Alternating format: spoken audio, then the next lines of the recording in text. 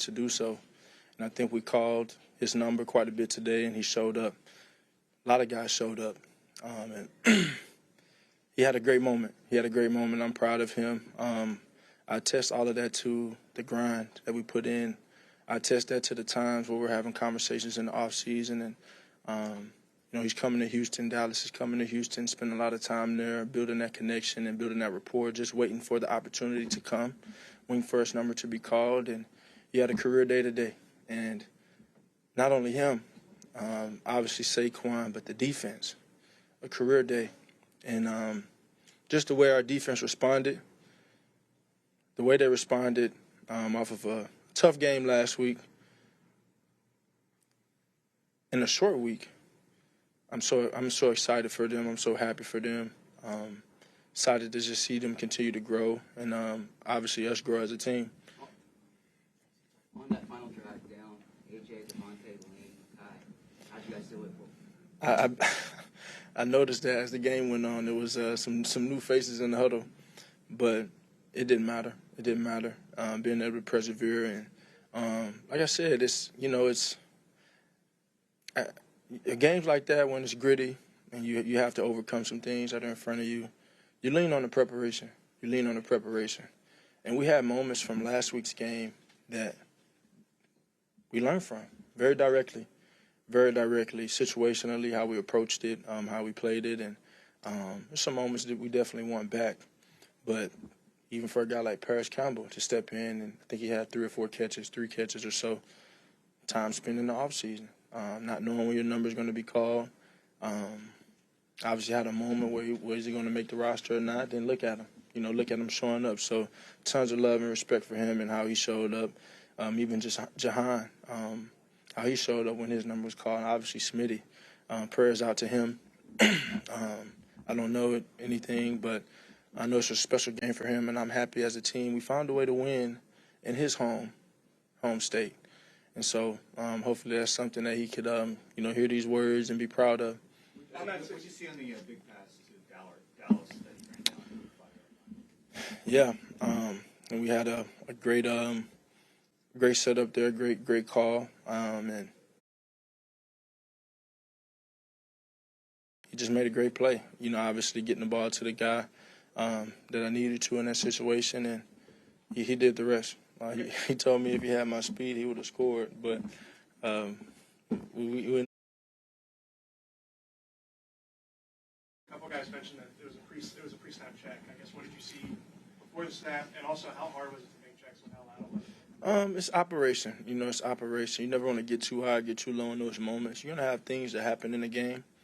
You're going to have things that go your way and that don't. You're going to have things that you want back and things that you'll be proud of. But in the end, it's about how you execute it, trusting the preparation in that. We try to put ourselves in different situations to be prepared for those things. And there are some things that don't come up that you didn't think about, but it's all a learning thing. I sat here this week where, after last week's game, and I said to you guys, it's really no difference between winning and losing. It's a matter of if you learn. And I'm just excited that we were able to learn from last week's game and this game, and hopefully we can continue to just learn as we move forward. We've had different situations come out throughout each week, and I think those will present opportunities for us to continue to grow in all those situations. Part of the managing the chaos of the game, you mentioned how this was, some of the game was, things aren't sustainable, in some of the penalties, on a couple of rushes, it seemed like he took some passes that ended up being negative yards. How do you immediately after game process some of those things and how they can be fixed? I have to watch the film to be able to fairly assess it.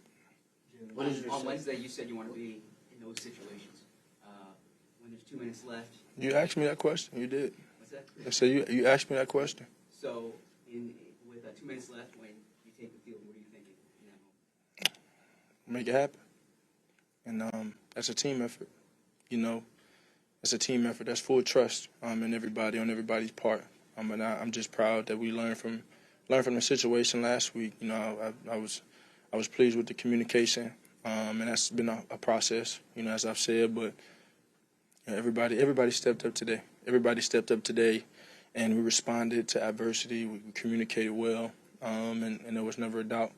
And so as I said, there are always opportunities to learn from, opportunities for growth, and if we can just continue to grow from all these moments and allow them to be teachable moments for us, we'll continue to progress. What did you learn from the adversity that you faced in the game? I mean, obviously, the turnovers, the fourth downs, and all that. Like, how do you kind of keep your poise through all of that when everything's kind of It's not a.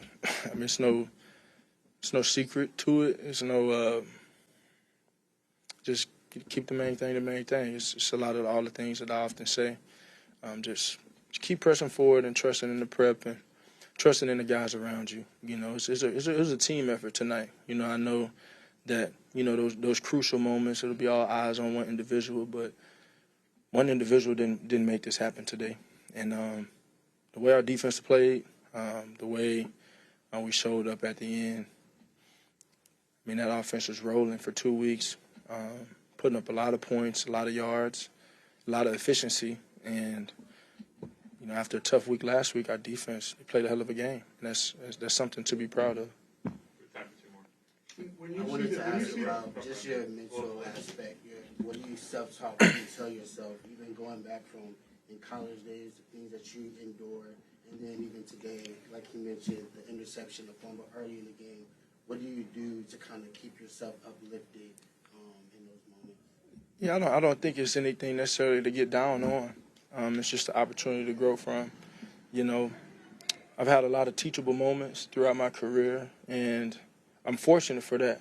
I've gone through a lot of different things that not everyone is going through, and I think those things have propelled me to be the player and the person that I am, on and off the field. The leader that I am even, and like I said, you're gonna have joyful moments and you're gonna have painful moments. You're gonna have things you like in the game and things you don't like in the game, but in the end, it's about how you respond. And I think it's so important to keep the main thing, and don't ride waves, just control the cruise, and weather it. And so I'm just proud of that, and proud of how we responded, and continue to grow from it, and enjoy this, for a little bit, and then get on to Tampa next week. When you see the statistical dominance you guys had in this game, do you take that as a positive, or is there some sense of frustration that you could have got out of here with a little easier victory? Yeah, I think naturally you demand the best of yourself. I'm my own biggest critic in that, and how I lead this team and how I lead the offense, and so I'm gonna hold myself to a high standard to that, and my standard is the highest with that. But statistically, it's pretty fascinating to see how the game went on both sides of the ball. How many first downs we had, how efficient we were. Just weren't able to get in the paint, and so we just want to learn from those moments, learn from those situations. I don't think us being able to progress the ball is an issue. We just have to find ways to be efficient when we get down, in the red zone. And obviously, I got to do a better job of protecting the ball. I trust my guys to make plays, but I got to be better with that. And the fumble is unacceptable in that, regardless of the circumstances. And so I own all of those things, and I'll learn from it, and I'll continue to be the best I can for my team. Thanks, John. Thank